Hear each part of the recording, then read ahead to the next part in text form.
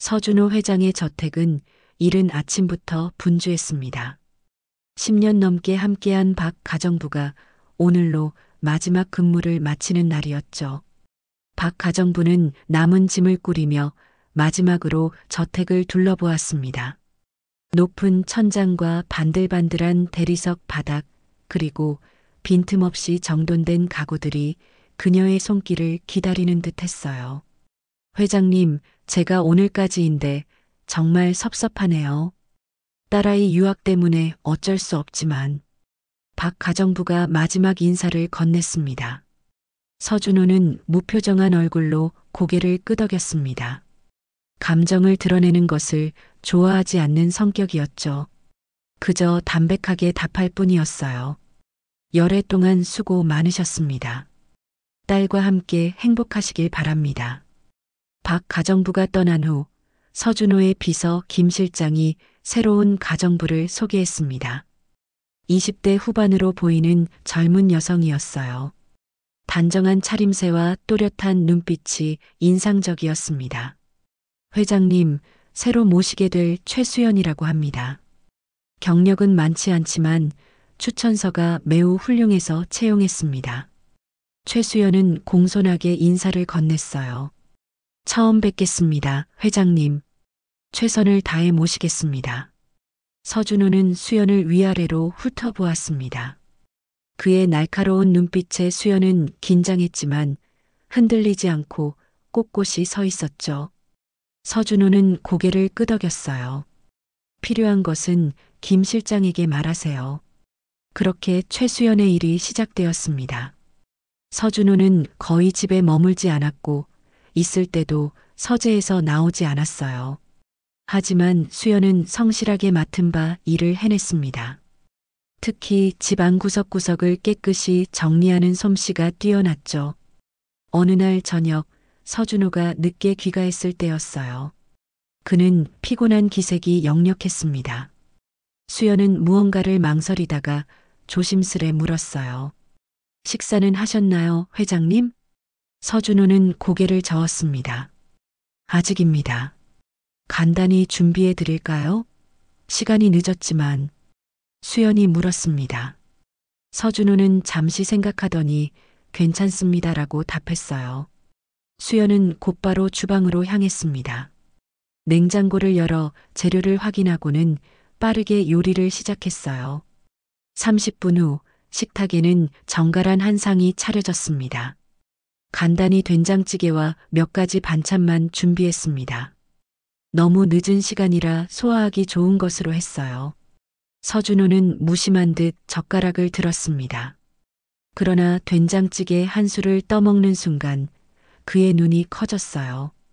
서준호는 놀란 듯 수연을 바라보았습니다. 그리고 다시 한 숟가락을 떠먹었죠. 무언가 기억이 떠오르는 듯한 표정이었어요. 어디서 배우셨습니까? 이 된장찌개. 서준호가 물었습니다. 수연은 의아한 표정으로 대답했어요. 특별히 배운 건 없고 어머니께 자연스럽게 익힌 거예요. 왜 그러시죠? 서준호는 대답 대신 묵묵히 식사를 이어갔습니다. 하지만 그의 눈빛이 달라졌어요. 무언가 깊은 생각에 잠긴 듯 했죠. 식사를 마친 후 서준호는 평소와 달리 맛있었습니다라는 말을 남기고 서재로 들어갔습니다. 다음 날 아침 다시 된장찌개를 먹은 서준호의 눈에는 확신이 차올랐어요. 이 맛은 분명 우연이 아니었습니다. 어린 시절 그를 돌봐주던 이모의 된장찌개 맛과 정확히 일치했죠. 오랫동안 잊고 있던 그 맛, 그리고 그 시절의 기억들이 물밀듯이 밀려왔습니다. 서준호는 김 실장에게 전화를 걸었어요. 최수연 씨에 대해 더 자세한 배경 조사를 해주세요. 특히 가족 관계에 대해. 이렇게 서준호와 최수연의 인연은 생각지도 못한 방향으로 흘러가기 시작했습니다. 김 실장은 서준호의 지시에 의아함을 감추지 못했지만 곧바로 최수연에 대한 조사에 착수했습니다.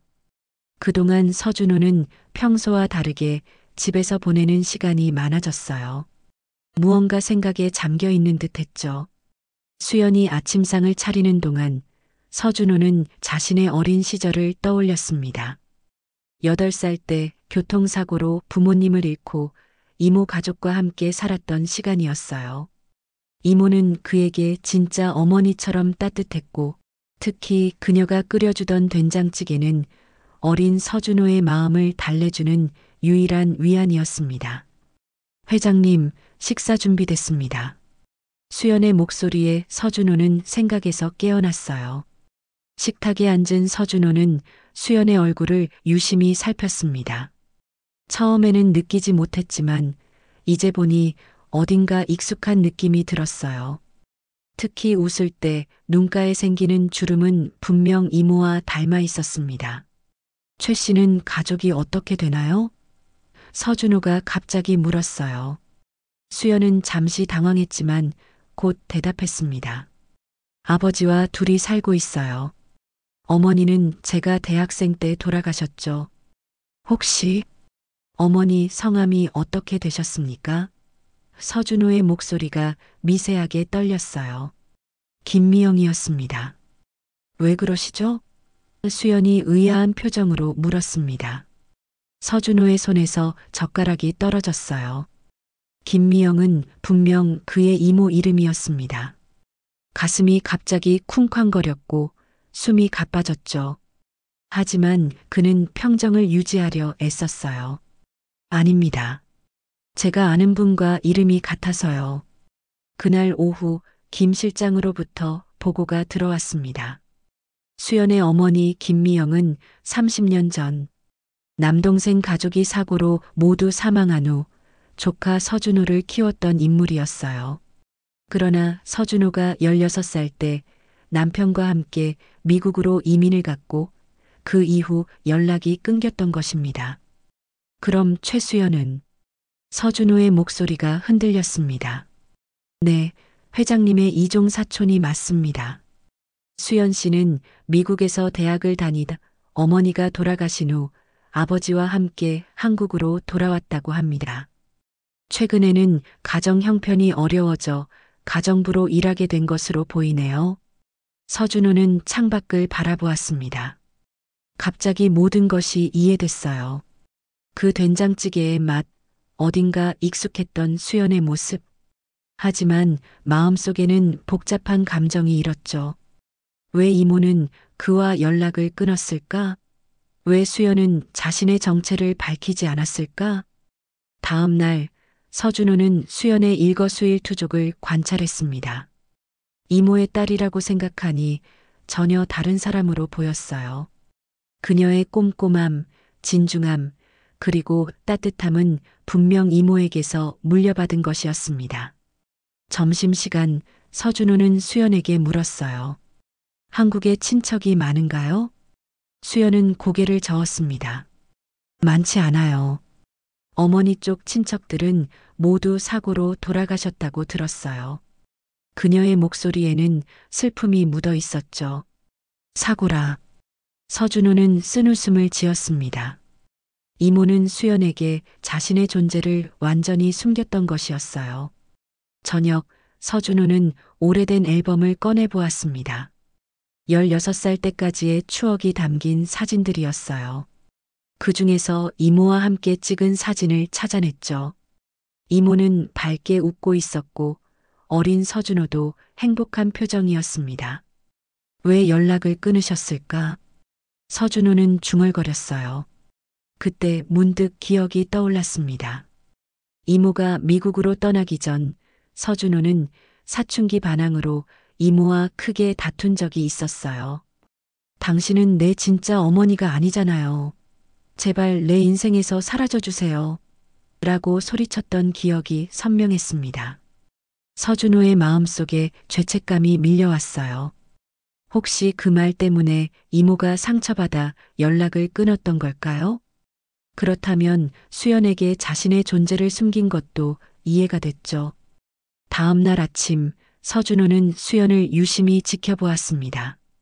수연은 자신도 모르는 사이에 이종 사촌 형의 집에서 가정부로 일하고 있었어요. 이 상황이 어이없게 느껴졌지만 서준호는 어떻게 진실을 털어놓아야 할지 몰랐습니다. 회장님, 오늘은 외부 미팅이 3개 있으십니다. 김 실장이 일정을 알려왔어요.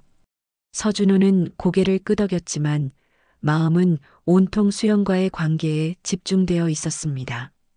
그날 하루 종일 회의 중에도 서준호의 생각은 다른 곳에 있었어요. 어떻게 수연에게 진실을 말해야 할까? 그녀는 어떤 반응을 보일까? 그가 이모에게 했던 상처에 대해 알고 있을까? 저녁에 귀가한 서준호는 결심했습니다. 더 이상 이 비밀을 간직할 수 없었어요. 진실을 밝히고 수연과 새로운 관계를 시작하고 싶었죠. 하지만 그 순간 그의 휴대폰이 울렸습니다. 회장님, 최수연 씨의 아버지가 갑작스럽게 입원하셨습니다. 수연 씨가 급히 병원으로 갔어요. 김 실장의 목소리가 수화기 너머로 들려왔어요. 서준호의 마음이 무거워졌습니다. 지금은 진실을 밝힐 때가 아니었어요. 하지만 그는 무언가 해야만 했습니다. 어느 병원입니까? 서울대학교병원 중환자실 앞에서 최수연은 초췌한 모습으로 의사의 설명을 듣고 있었습니다. 갑작스러운 심장마비로 쓰러진 아버지의 상태는 심각했어요. 높은 치료비가 걱정되었지만 그보다는 아버지의 상태가 더 큰 걱정이었죠. 최대한 빨리 수술이 필요합니다. 하지만 보험이 적용되지 않는 부분이 있어 자기 부담금이 상당할 겁니다. 의사의 말에 수연의 어깨가 처졌어요. 그때 누군가 수연의 뒤에서 말을 걸었습니다. 모든 치료비는 제가 부담하겠습니다. 최선의 치료를 해주십시오. 놀란 수연이 뒤를 돌아보았어요. 그곳에는 서준호가 서 있었습니다. 그의 얼굴은 평소와 달리 굳은 표정이었지만 눈빛에는 진심이 담겨 있었어요. 회장님? 어떻게 여기에? 수연이 놀라서 물었습니다. 서준호는 담담하게 대답했어요. 김 실장에게 들었습니다. 걱정 마세요. 아버님 치료에 집중하세요. 의사는 서준호의 명함을 받아들고 고개를 끄덕였습니다. 그럼 바로 수술 준비를 하겠습니다. 기다림의 시간, 수연은 병원 의자에 앉아 초조해하고 있었어요. 서준호는 그녀의 옆에 조용히 앉았습니다. 묘한 침묵이 흘렀죠. 서준호는 무엇을 말해야 할지 고민했습니다. 지금이 진실을 밝힐 때일까? 아니면 더 적절한 때를 기다려야 할까? 왜 이렇게까지 해주시는 거예요? 수연이 갑자기 물었어요. 그녀의 목소리에는 의문과 감사가 섞여 있었습니다. 서준호는 잠시 망설였지만 진실을 조금씩 털어놓기로 했어요. 당신 어머니, 김미영 씨는 제게 특별한 분이셨습니다. 수연의 눈이 커졌어요. 어머니를 아셨다고요? 서준호는 고개를 끄덕였습니다. 네, 오래전에. 그분은 제게 매우 소중한 분이셨어요. 그의 목소리는 떨리고 있었죠. 수연은 혼란스러워 보였어요. 그녀는 더 묻고 싶었지만 그때 의사가 수술실에서 나왔습니다. 수술은 성공적이었습니다. 하지만 앞으로 24시간이 고비가 될 거예요. 안도의 한숨을 내쉰 수연은 눈물을 참지 못했습니다. 서준호는 말없이 손수건을 건넸어요. 그리고 조용히 말했죠. 저는 회사 일이 있어 먼저 가보겠습니다. 걱정 마세요. 모든 비용은 처리해 두었습니다. 서준호는 병원을 나오며 김 실장에게 전화했어요. 최 씨 아버님 상태를 계속 확인해 주세요. 그리고 우리 회사 계열사 중 최수연 씨 아버님께 맞는 자리가 있는지 알아봐 주십시오. 김 실장은 놀란 목소리로 물었습니다. 회장님, 혹시 최수연 씨와 무슨 관계라도? 그녀는 내 가족입니다. 서준호의 단호한 대답에 김 실장은 더 이상 묻지 않았어요. 사흘 후 최수연의 아버지는 의식을 되찾았고 상태도 안정되었습니다.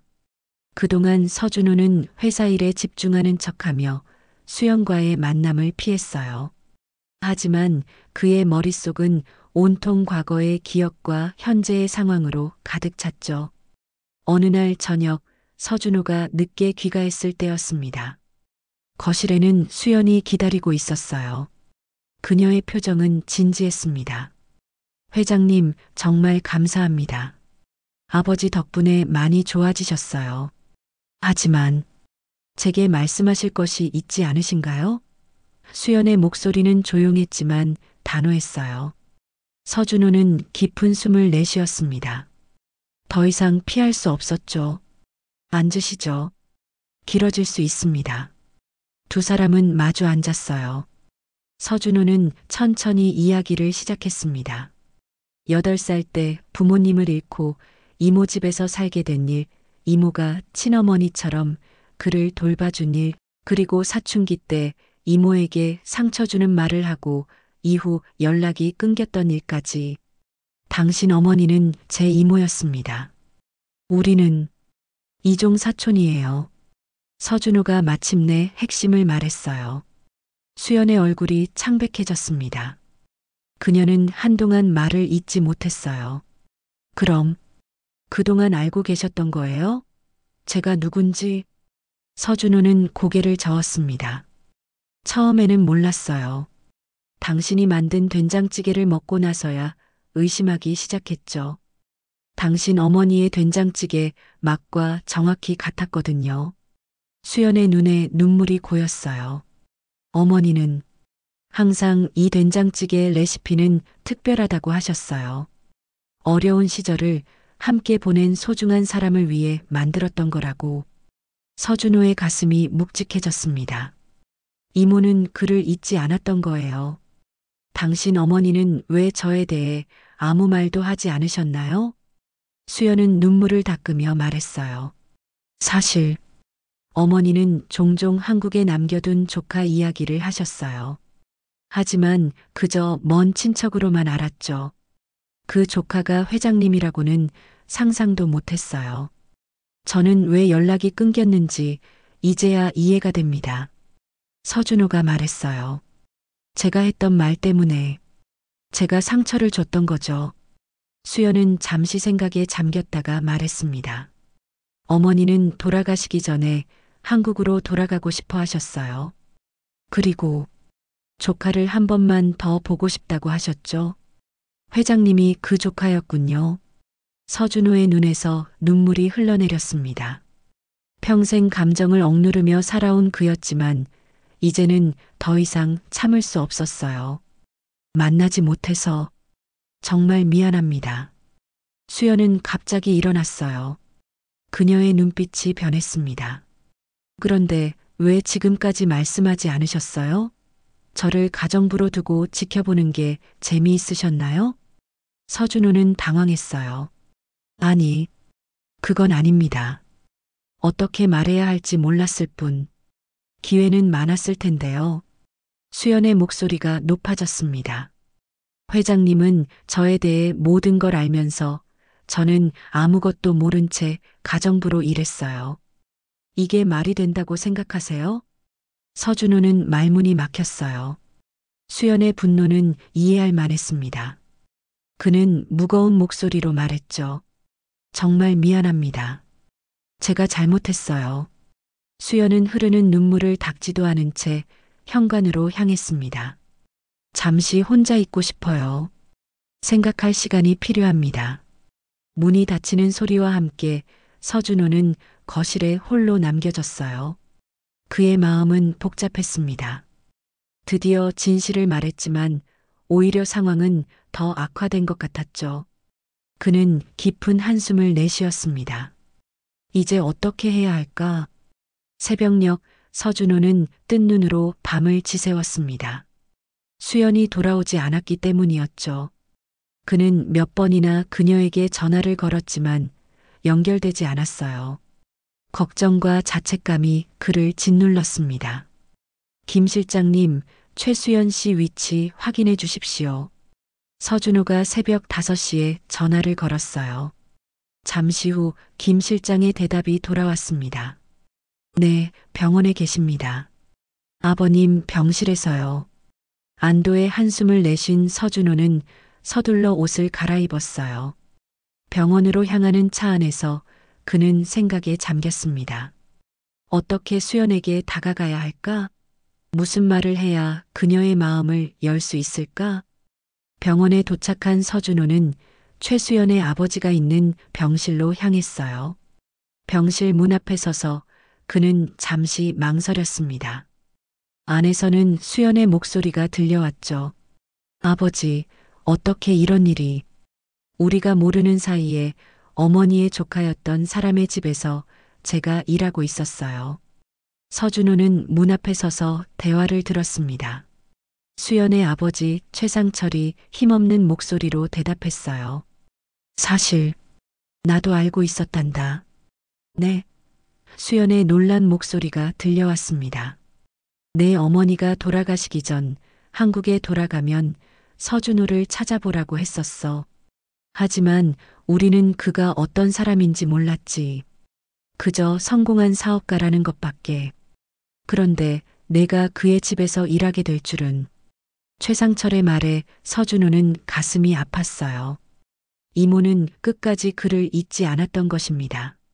하지만 그는 이모의 존재를 잊고 살았죠. 그런데 왜 말씀 안 하셨어요?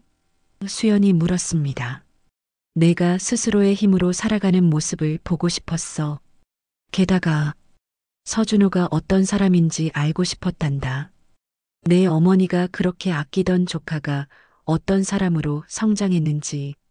서준호는 더 이상 듣고 있을 수 없었어요. 그는 조용히 문을 두드렸습니다. 병실 안이 갑자기 조용해졌죠. 들어가도 될까요? 서준호가 조심스럽게 물었어요. 침묵 후 수연의 목소리가 작게 들려왔습니다. 네. 서준호가 병실로 들어서자 침대에 누워있는 최상철과 그 옆에 앉아있는 수연이 그를 바라보았어요. 최상철의 얼굴은 창백했지만 그의 눈빛은 맑았습니다. 안녕하세요, 삼촌. 서준호가 예의를 갖춰 인사했어요. 20년 넘게 보지 못했지만 이모부의 모습은 기억 속에 선명했습니다. 최상철은 미소를 지었어요. 많이 컸구나, 준호야. 서준호는 침대 맞은편에 서서 고개를 숙였습니다. 저를 기억하고 계셨군요. 내 이모가 항상 내 사진을 가지고 다녔단다. 미국에 있는 동안에도 내가 신문에 날 때마다 오려두었지. 서준호의 눈시울이 붉어졌어요. 목이 메어 말이 나오지 않았습니다. 수연은 아무 말 없이 창밖을 바라보고 있었죠. 이모는 제가 한 말 때문에 상처받으셨나요? 서준호가 힘겹게 물었어요. 최상철은 고개를 저었습니다. 아니다. 너의 성공을 위해서였단다. 내가 어린 시절 트라우마에서 벗어나 홀로 설 수 있기를 바랐어. 그래서 우리는 내게 손을 내밀지 않았던 거야. 서준호는 눈물을 참으며 말했어요. 하지만 이모를 다시 만나지 못했습니다. 마지막으로 뵙지도 못했어요. 미영이는 내가 행복하길 바랐단다. 그걸로 충분했어. 최상철의 말에 서준호는 더 이상 참지 못하고 눈물을 흘렸습니다. 병실에는 무거운 침묵이 내려앉았어요. 서준호, 수연, 그리고 최상철은 각자의 생각에 잠겼습니다. 지난 세월의 아픔과 오해, 그리고 사랑이 이 작은 공간에 가득했죠. 잠시 후 서준호가 입을 열었어요. 삼촌, 수연 씨, 저는 이제라도 가족이 되고 싶습니다. 제가 부족하지만 받아주시겠습니까? 수연은 여전히 창밖을 바라보며 말했습니다. 쉽지 않을 것 같아요. 이미 너무 많은 시간이 흘렀고 회장님과 저는 너무 다른 세계에 살고 있어요. 서준호는 고개를 끄덕였어요. 이해합니다. 시간이 필요하시겠죠. 하지만 제게 기회를 주신다면 진심으로 가족이 되고 싶습니다. 최상철이 두 사람을 번갈아 바라보며 말했어요. 시간이 해결해 줄 거야. 서로를 알아가는 시간이 필요하지. 서준호는 자리에서 일어났습니다. 그럼 저는 이만 가보겠습니다. 삼촌, 빠른 쾌유를 빕니다. 병실을 나서려는 서준호를 수연이 불렀어요. 회장님, 서준호가 돌아보았습니다. 어머니의 된장찌개, 정말 그렇게 기억에 남으셨나요? 수연의 목소리에는 더 이상 분노가 없었어요. 궁금함만이 가득했죠. 서준호는 미소를 지었습니다. 네, 제 인생에서 가장 따뜻했던 맛이었습니다. 그 맛을 다시 느꼈을 때 말로 표현할 수 없었어요. 수연의 얼굴에 미소가 번졌어요. 그것은 작지만 의미 있는 시작이었습니다. 병원을 나온 서준호는 김 실장에게 전화했어요. 최상철 씨 병실을 VIP실로 옮겨주세요. 그리고 제 소유의 강남 아파트 하나를 최수연 씨와 그녀의 아버지 명의로 바꿔놓으십시오. 네. 회장님, 갑자기 그러신 이유가? 김 실장이 놀라서 물었습니다. 그들은 제 가족입니다. 더 이상의 설명은 필요 없을 겁니다. 서준호의 목소리는 단호했어요. 그날 저녁 서준호는 자신의 서재에서 오래된 일기장을 꺼내보았습니다. 13살 때부터 16살까지 쓴 일기였어요. 페이지를 넘기며 그는 이모와의 추억을 하나하나 떠올렸습니다. 학교 운동회에 와주셨던 일, 아플 때 밤새 간호해 주셨던 일, 그리고 항상 그의 이야기를 진지하게 들어주셨던 일까지. 그리고 마지막 페이지에 적힌 자신의 글을 보았어요. 이모가 미국에 가신다. 나는 이제 혼자다. 하지만 괜찮아. 나는 강해질 거니까.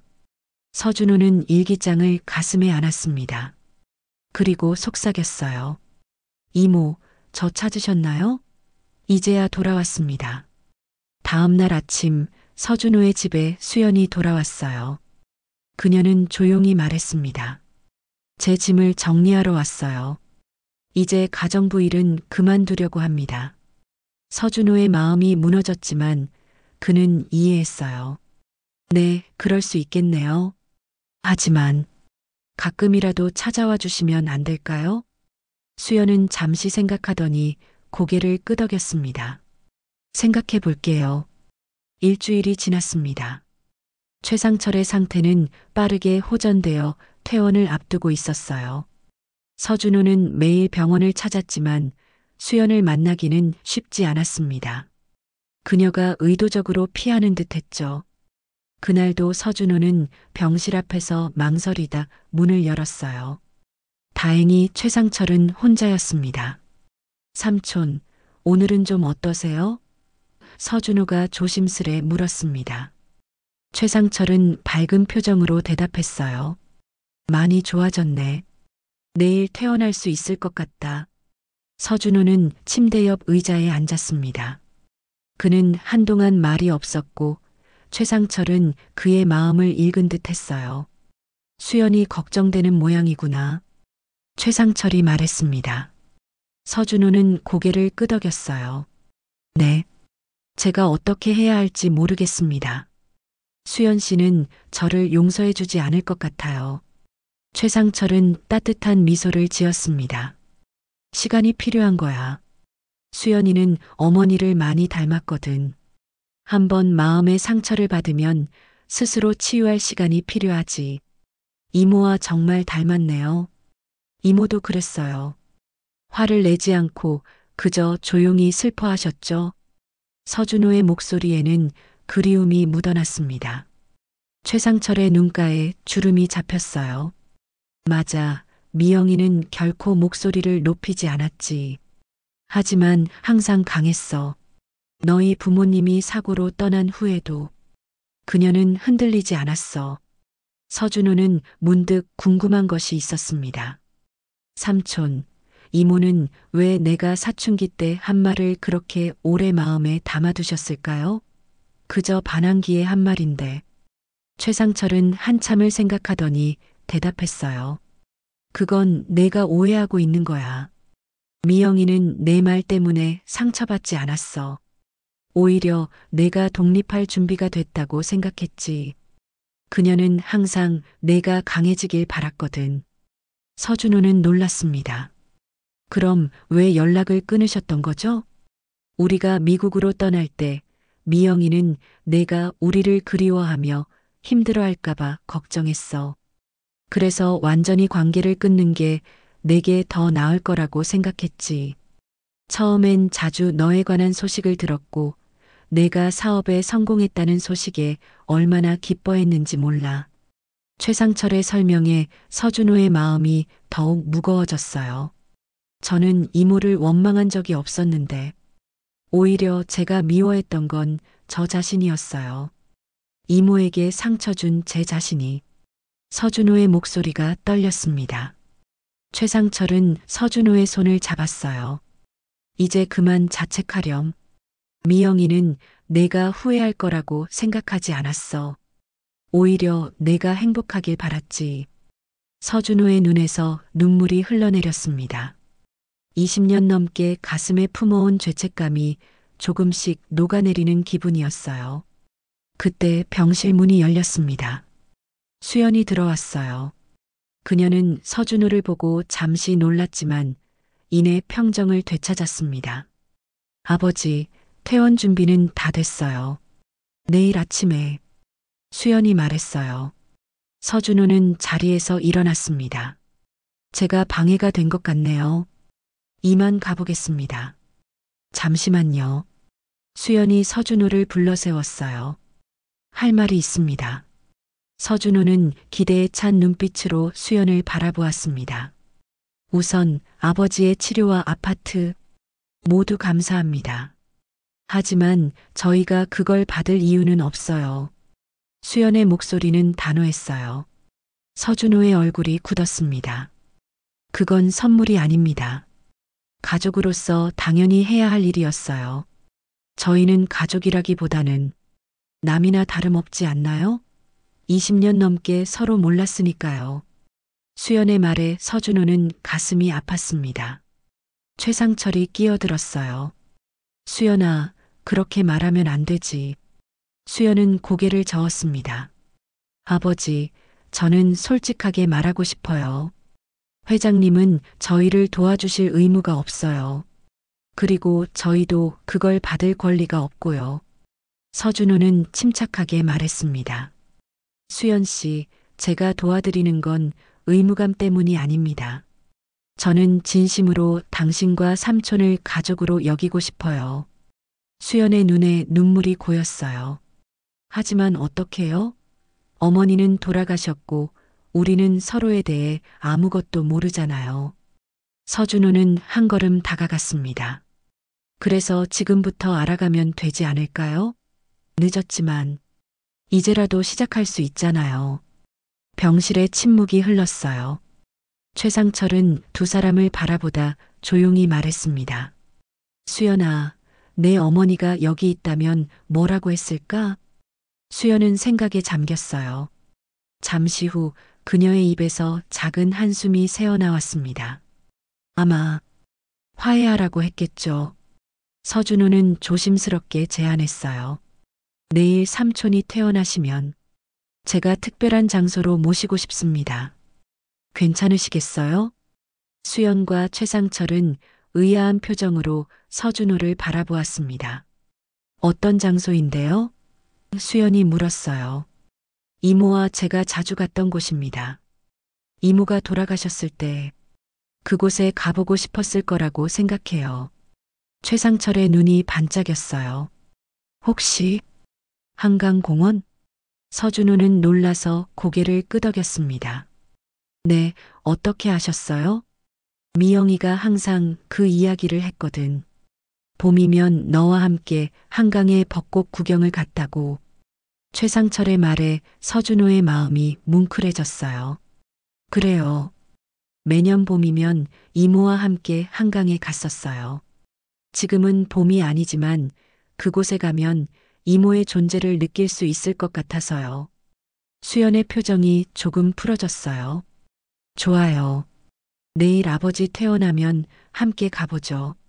서준호의 얼굴에 환한 미소가 번졌습니다. 작은 시작이지만 중요한 발걸음이었어요. 다음 날 서준호는 직접 운전대를 잡고 최상철과 수연을 한강공원으로 모셨습니다. 가을의 한강은 봄과는 또 다른 아름다움이 있었어요.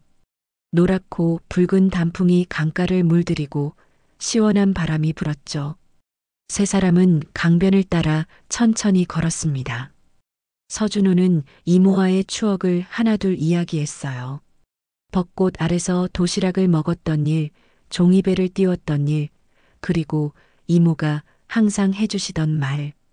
이모는 항상 말씀하셨어요. 준호야, 인생은 이 강물처럼 흘러가는 거야. 때로는 빠르게, 때로는 천천히. 하지만 결국엔 바다에 닿게 되지. 그러니 지금 이 순간을 소중히 여기렴. 수연의 눈에 눈물이 고였어요. 어머니가 저에게도 똑같은 말씀을 하셨어요. 수연아, 인생은 강물과 같단다. 서준호와 수연은 서로를 바라보았습니다. 그들의 눈빛에는 동질감이 깃들어 있었어요. 같은 이모, 어머니의 말을 간직하고 있다는 사실이 그들을 이어주는 끈이 되었습니다. 최상철은 벤치에 앉아 두 사람을 바라보았어요. 그의 눈가에는 미소가 어렸습니다. 미영이가 보면 얼마나 기뻐했을까. 서준호는 조용히 주머니에서 작은 상자를 꺼냈어요. 이것은 이모가 제게 주셨던 거예요. 16세 생일 때 받았죠. 이제는 수연 씨가 가지셨으면 합니다. 수연은 조심스럽게 상자를 열었어요. 그 안에는 작은 나비 모양의 은목걸이가 있었습니다. 어머니, 수연의 목소리가 떨렸어요. 어머니가 항상 하고 계셨던 목걸이예요. 서준호는 고개를 끄덕였습니다. 이모는 이 목걸이가 행운을 가져다 준다고 하셨어요. 그리고 언젠가 정말 소중한 사람에게 주라고 하셨죠. 수연의 눈에서 눈물이 흘러내렸어요. 이제 그녀의 눈빛에는 분노나 원망이 아닌 그리움과 이해가 담겨 있었습니다. 감사합니다. 정말 소중히 하겠어요. 수연이 말했어요. 그날 오후 세 사람은 근처 식당에서 늦은 점심을 먹었습니다. 대화는 자연스럽게 흘러갔고 웃음소리도 간간히 들렸어요. 서로에 대해 조금씩 알아가는 시간이었습니다. 식사를 마치고 집으로 돌아가는 길, 수연이 서준호에게 물었어요. 회장님, 아니, 오빠라고 불러도 될까요? 서준호의 눈이 커졌습니다. 그의 얼굴에 환한 미소가 번졌어요. 물론이죠. 그게 제가 바라던 거예요. 수연도 미소를 지었습니다. 오빠, 내일 저희 집에서 식사 한번 하실래요? 제가 어머니의 된장찌개를 끓여볼게요. 서준호의 눈에 눈물이 고였어요. 정말 좋을 것 같아요. 고마워요, 수연아. 두 사람의 사이에 새로운 시작의 문이 열렸습니다. 오해와 상처로 가려져 있던 가족의 연결고리가 다시 이어지기 시작한 것이죠. 다음 날 저녁 서준호는 약속 시간보다 30분 일찍 수연의 집 앞에 도착했습니다. 그의 손에는 꽃다발과 와인이 들려 있었어요. 배를 누르기 전 그는 잠시 주변을 둘러보았습니다. 강남의 한적한 아파트 단지였죠. 그가 준 아파트는 아니었습니다. 수연은 끝내 그의 선물을 거절했고 대신 그들이 원래 살던 곳에서 계속 지내기로 했어요. 초인종을 누르자 곧 문이 열렸습니다. 수연이 앞치마를 두른 채 반갑게 맞아주었어요. 오빠 어서 오세요. 기다리고 있었어요. 서준호는 어색한 미소를 지으며 집 안으로 들어섰습니다. 아담한 크기의 아파트였지만 곳곳에 따뜻한 가정의 기운이 느껴졌어요. 벽에는 가족 사진들이 걸려 있었고 그 중에는 젊은 시절의 이모와 이모부 사진도 있었습니다. 아버지는 잠시 누워 계세요. 곧 나오실 거예요. 수연이 말했어요. 서준호는 거실로 안내받았습니다. 소파에 앉으니 저절로 긴장이 풀렸어요. 이상하게도 이곳이 더 편안하게 느껴졌습니다. 자신의 거대한 저택보다 이 작은 아파트가 더 집 같았죠. 이모랑 찍은 사진이 있나요? 서준호가 물었어요. 수연은 잠시 생각하더니 책장에서 오래된 앨범을 꺼냈습니다. 여기 있어요. 이건 어머니의 소중한 앨범이에요. 서준호는 조심스럽게 앨범을 펼쳤어요. 첫 페이지부터 그의 가슴이 뛰었습니다. 어린 시절 자신의 사진이 가득했죠. 학교 입학식 날 찍은 사진, 생일 파티 사진, 그리고 이모와 함께 찍은 수많은 일상 사진들. 이모가 이걸 모두 간직하고 계셨군요. 서준호의 목소리가 떨렸어요. 수연은 옆에 앉아 함께 앨범을 보았습니다. 어머니는 이 앨범을 정말 소중히 여기셨어요. 슬플 때마다 꺼내보곤 하셨죠. 페이지를 넘기다 서준호는 놀라운 사진을 발견했어요. 신문 스크랩이었습니다. 그가 첫 사업에 성공했을 때의 인터뷰 기사였죠. 그리고 그 옆에는 이모의 메모가 적혀 있었어요. 준호가 정말 자랑스럽구나. 엄마 아빠가 보면 얼마나 기뻐하실까. 서준호의 눈에서 눈물이 흘러내렸습니다. 더 이상 감정을 억누를 수 없었어요. 저는 몰랐습니다. 이모가 이렇게 저를 생각하고 계셨다니. 수연은 부드럽게 그의 어깨를 토닥였어요. 어머니는 항상 오빠 이야기를 하셨어요. 준호는 특별하다. 준호는 분명 훌륭한 사람이 될 거다. 어릴 때는 그 유명한 사촌 오빠가 부러웠어요. 서준호는 웃음 지었습니다. 그런데 왜 한 번도 찾아오지 않으셨을까요? 어머니는 오빠가 자신의 길을 찾았다고 믿으셨어요. 그리고 어머니도 자존심이 강하신 분이었거든요. 수연이 말했어요. 그때 방문이 열리고 최상철이 나왔습니다. 그는 아직 완전히 회복되지 않아 걸음이 조금 불안정했지만 얼굴은 훨씬 건강해 보였어요. 준호야 왔구나. 최상철이 반갑게 인사했습니다. 서준호는 자리에서 일어나 최상철을 부축했어요. 삼촌, 많이 나아 보이시네요. 세 사람은 식탁에 앉았습니다. 수연이 정성스럽게 차린 음식들이 놓여 있었어요. 그 중앙에는 된장찌개가 보글보글 끓고 있었죠. 자, 이제 한번 맛보세요. 수연이 서준호에게 된장찌개를 떠주었어요. 서준호는 조심스럽게 한 숟가락을 떠먹었습니다. 그 순간 그의 눈이 커졌어요. 그리고 입가에 미소가 번졌죠. 정말 이모의 맛이에요. 수연도 기쁜 표정으로 말했습니다. 어머니가 항상 이 된장찌개는 준호를 위한 특별한 레시피라고 하셨어요. 매번 된장찌개를 끓일 때마다 오빠를 생각하셨죠. 식사를 하며 세 사람은 자연스럽게 대화를 나눴습니다. 과거의 이야기, 현재의 일들, 그리고 앞으로의 계획까지. 마치 오랜 시간 함께했던 가족처럼 웃고 이야기했어요. 식사가 끝나갈 무렵 서준호가 진지한 표정으로 말을 꺼냈습니다. 삼촌, 수연아. 저에게 제안이 있어요. 두 사람이 궁금한 표정으로 그를 바라보았어요. 우리 함께 살면 어떨까요? 서준호가 조심스럽게 말했습니다. 수연과 최상철은 놀란 표정을 감추지 못했어요. 함께 산다고요? 수연이 물었습니다. 네, 제 집은 너무 커요.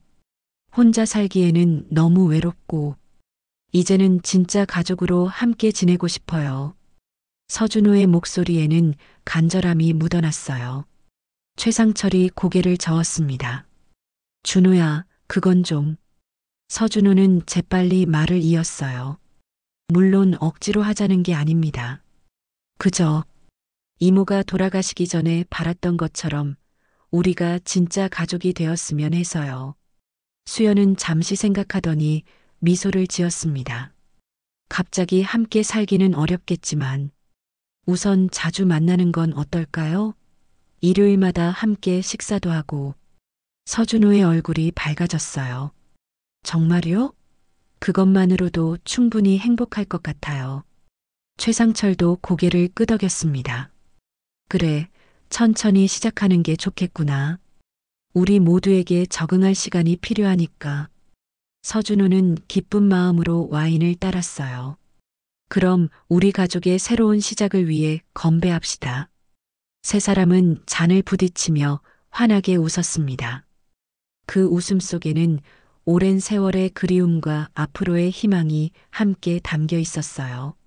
식사 후 서준호는 수연이 설거지하는 것을 도왔습니다. 그들은 나란히 서서 그릇을 닦았어요. 어색함은 이제 많이 사라지고 자연스러운 분위기가 흘렀죠. 수연아, 진심으로 물어볼게. 내가 너무 갑작스럽게 나타나서 미안해. 괜찮아? 서준호가 조심스럽게 물었어요. 수연은 잠시 손을 멈추고 서준호를 바라보았습니다.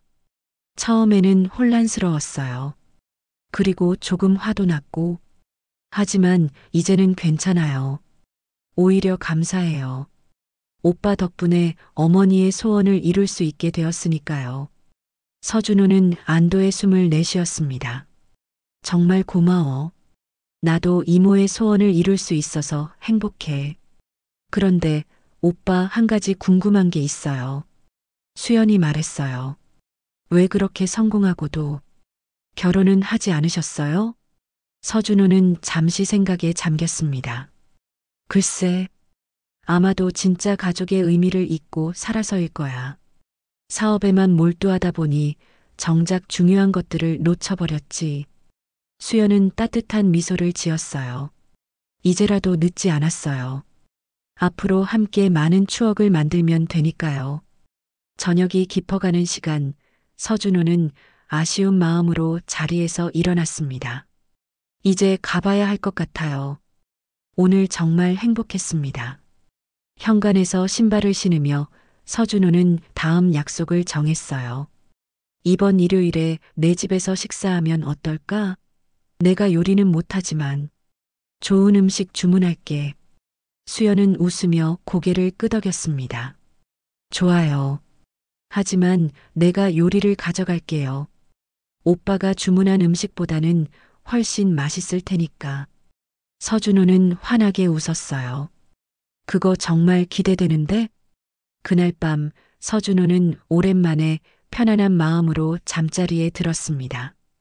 그의 꿈속에는 이모의 미소가 가득했고 새롭게 찾은 가족과의 따뜻한 미래가 그려졌어요. 한 달 후 서준호의 저택에서는 작은 가족 모임이 열렸습니다. 수연과 최상철뿐만 아니라 김 실장과 그의 가족도 함께했어요. 거실에는 웃음소리가 가득했고 테이블 위에는 수연이 정성껏 준비한 된장찌개가 자리 잡고 있었습니다. 서준호는 모두를 바라보며 행복한 미소를 지었어요. 이제 그는 진정한 가족의 의미를 깨달았습니다. 사업의 성공이나 재산보다 더 값진 것이 무엇인지 알게 되었죠. 모두를 위해 건배합시다. 서준호가 잔을 들었어요. 우리의 새로운 시작과 어디에선가 우리를 지켜보고 있을 이모를 위해서 모두가 잔을 높이 들었습니다. 그리고 서준호는 마음속으로 중얼거렸어요. 이모, 보고 계신가요? 이제 저희는 다시 가족이 되었어요. 그리고 이모의 된장찌개 맛 영원히 잊지 않을게요. 창밖으로 저무는 해가 아름다운 노을을 만들어내고 있었습니다. 마치 이모가 미소 짓고 있는 것처럼 따뜻하고 환한 빛이었어요. 사랑하는 사람들과 함께하는 이 순간 서준호는 깨달았습니다. 진정한 행복은 화려한 성공이나 부가 아니라 함께 나누는 된장찌개 한 그릇의 따뜻함에 있다는 것을. 그리고 그 맛은 평생 그의 가슴 속에 남을 것입니다.